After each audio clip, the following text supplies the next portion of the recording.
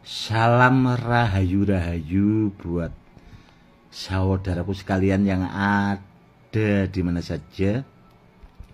Saudaraku, kali ini saya akan memberikan edukasi tentang membedakan antara Rajah Sabuk 9 Badar dan isian Rajah Rompi Ontokusumo 9 Badar. Saudaraku, ini yang biasanya ada di dalam sabuk Rajah 9 Badar, saudaraku, dan yang ini itu biasanya saya taruh di saku Rompi Ontokusumo. Sebenarnya kalau ditanya bedanya, sama-sama bagus sih, saudaraku.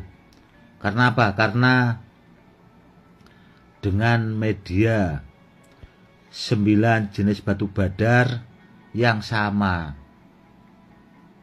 Namun kalau yang sabuk Rajah 9 Badar ini, saudaraku, itu bedanya itu saya bikin menggunakan 20 ilmu, saudaraku. Jadi melambangkan sifat 20, saudaraku. Dengan ilmu-ilmu hikmah, ilmu-ilmu kanuragan itu saya proses menggunakan 20 ilmu. Sedangkan yang buat Rompi Ontokusumo ini itu menggunakan 25 ilmu. Itu melambangkan simbol Nabi, saudaraku. Namun kalau ditanya, saudaraku, ya, dari medianya ini kan sama-sama Rajah kombinasi 9 Badar dan kain mori keramat. Berarti kan ada 3 ya, saudaraku, ya. Rajah 9 Badar itu tadi dan kain mori keramat itu melambangkan, kalau di pusaka keris itu simbol jangkung, saudaraku, atau simbol keselamatan. Sedangkan yang buat isian rompinya juga sama, saudaraku, seperti itu. Namun kan itu ada minyaknya juga, Gus, yang dipakai. Berarti totalnya kan ada 4. Benar sekali, saudaraku. 4 itu melambangkan atau simbol dari kiblat papat. Agar kita lebih dekat sama Allah, agar apa yang kita inginkan itu di dunia itu bisa kesampaian. Bahasanya seperti itu, saudaraku. Jadi memang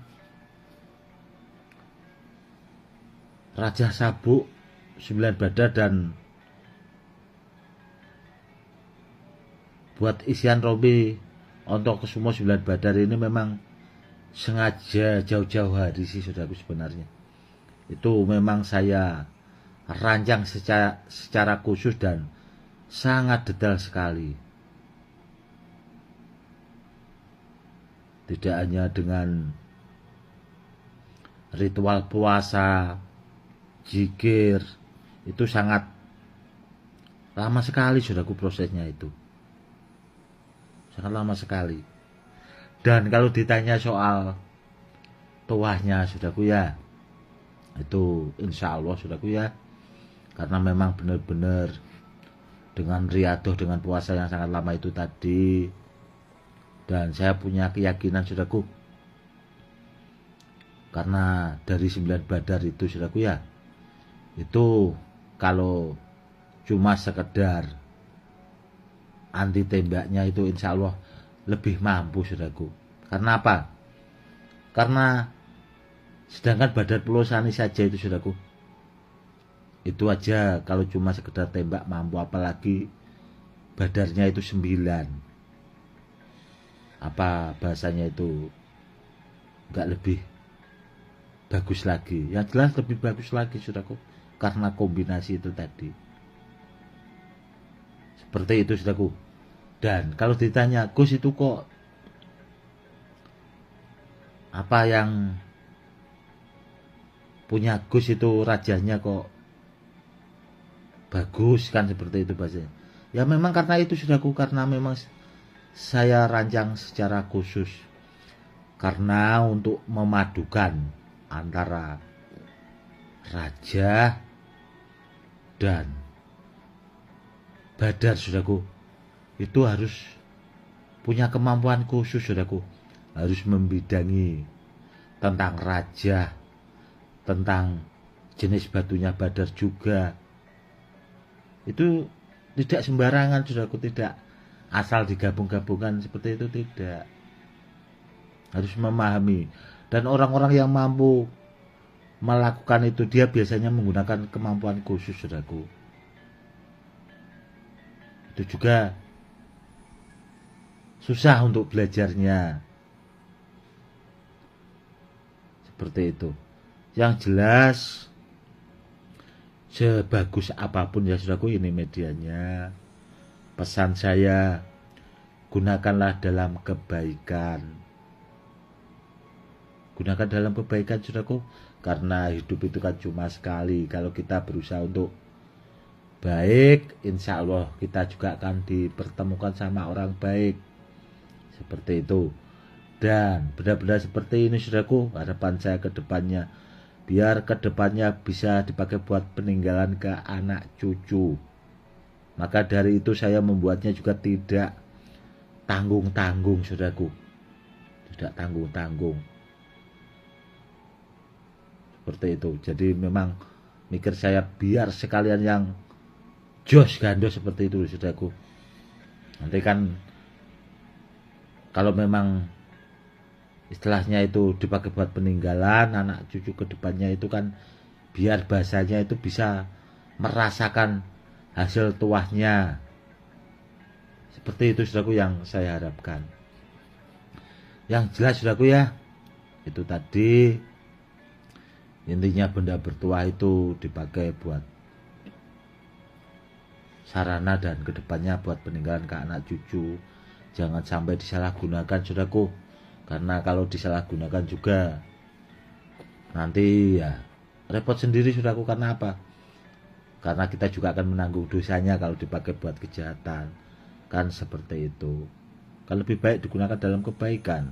Contoh, seandainya ada saudara kita punya kepentingan diganggu orang dan sebagainya, itu bisa juga buat membantu, atau bahasanya bisa dipinjamkan, atau orang-orang yang bisa dipercayalah.